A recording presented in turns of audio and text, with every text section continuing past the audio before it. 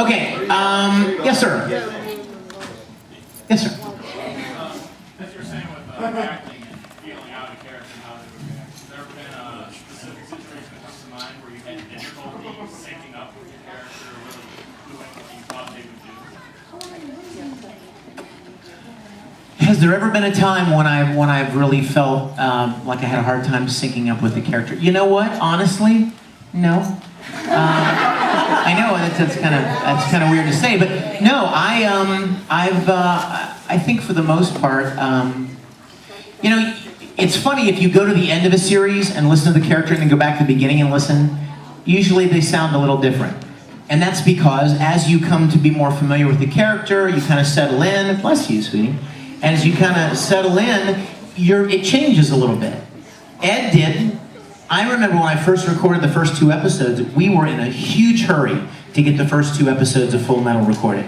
And we threw them down, and then we started the series, and like, we were in like 14, 15, episode 16, 17, and then the first 2 aired on Cartoon Network, and I listened to them, I'm like, oh crap. I wish I could go back and do those again. No, it wasn't bad. It was just I could tell that I was changing him a little bit as I became more comfortable with him. So, not so much hard to dial into a character as much as just becoming more and more comfortable with a character. When you first start, you know, he sounds a certain way. You know what, you guys? I've never watched, I'm glad you asked this, remind me. I've never watched 1 episode of Ikaku in Bleach. I've never caught it. I just have never caught it. So just the other day, you guys, just the other day, I was at a friend's house and he said, hey, I'm watching Bleach now, and look, and he put it on the screen. And it was when he the first time he shows up and he does the lucky dance and stuff.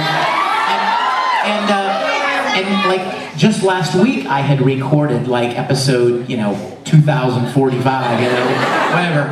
I'd recorded all this Ikaku stuff, and I heard what I did in the first episode a year and a half ago, and I was like, oh crap.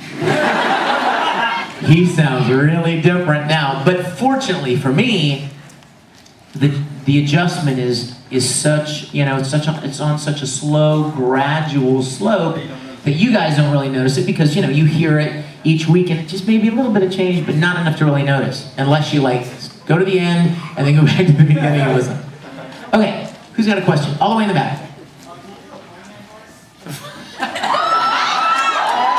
Well, all you have to do is just say pony 100 different ways. Just go, pony, pony, pony, pony, pony, pony, pony. That's it. I mean, it's funny. Yes. What was your favorite Tora-Con episode? Oh. Yeah. I love Tora-Con so much. Isn't it wonderful? It's so much fun. You know what? Let me tell you guys the Tora-Con story real quick. There was this girl named Caitlin Glass. For those of you who don't know who Caitlin is, you should. She played Winry in Full Metal, and then she currently directed Tora-Con and she played Haruhi. Now, here's the thing. About 2 years ago, maybe more, Caitlin called me one day and she goes, Vic, you totally have to see a couple of episodes of this series. Somebody just gave me this series, and it is the cutest, funniest thing I've ever seen. It's called Tora-Con High School Host Club, and you totally need to see it. And I'm like, okay, where would I see it? She said, I have like 3 or 4 episodes on a disc. I'll give it to you next time you come up to Funimation to record. So I went up there, and she gave me this disc, and I took it back to my hotel room, and I put it in, and I watched it, and I was like, oh my gosh, this is really funny. And of course, I instantly fell in love with Tamaki. I thought, I want to be Tamaki. What was really funny is that Caitlin told me, completely independent, she goes, you know what, Vic, when I watched this show, the first thing I thought was, oh, that's Vic. I mean, Vic is Tamaki. He plays the piano, and he thinks he's romantic, and then he's a dork. And, so So I'm like, I don't know how to take that, Caitlin. But here's the thing, you guys. At the time that I fell in love with this show and wanted to be Tamaki, Funimation didn't even own the license. The show wasn't licensed. It could have gone to Canada. It could go to LA, some studio in LA. It could have gone a number of places, and I would have never had the chance to even be part of it. So what I often tell people is I committed the cardinal sin of an actor. I fell in love with a role before I got it. Because you're like jinxing yourself. You're like, oh, I just completely jinxed myself right out of this.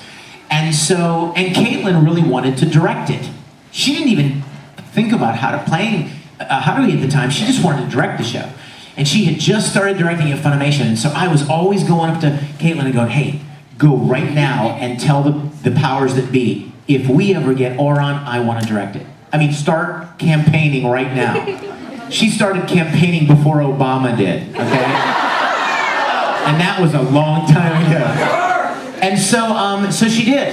She was always talking it up, always talking it up. Everybody at Funimation knew that she wanted to direct Tora-Con. This was before it was even licensed. Then Funimation licensed it. So it was one step closer to my dream. And then they named Caitlin as the director.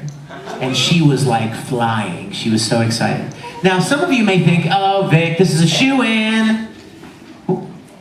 Caitlin's your friend. She knows you want to play Tamaki. She told you you were Tamaki. You're going to play Tamaki. It's done. That's what you would think. But, if you think about it long enough, maybe just the opposite is true. Caitlin was so concerned that people would think that she only cast me because I was her friend. She would never do that. She would never want anybody going, Vic sucked as Tamaki. She just gave him the role because he's her friend and he probably pressured her, blah, blah, blah. So Caitlin told me that. She's like, Vic, you're going to have to audition like everybody else, and I'm going to do what's best for the show. I love you like a brother, but I'm going to make this show the best it can be. And whatever that ends up being. And so I went and auditioned. And when I walked into audition, Caitlin goes, all right, we know who you want to read for. Go ahead, get in the booth and give me your best Tamaki. So I did it, and then she said, do you want to read for anybody else? And I was like, somebody else? Yeah, okay, I'll read for Kill, yeah. I'll read for one of the twins. Because I didn't want to be anybody else. And so it kind of took me by surprise when she said that. So I left, and just on pins and needles. By the way, I'm sorry about the heat in here, you guys, and thank you for, I know it makes it uncomfortable, but thank you for bearing it. All worth it. I hope so. The good news is we're all in it together, because I'm hot too. No. Get your minds out of the gutter.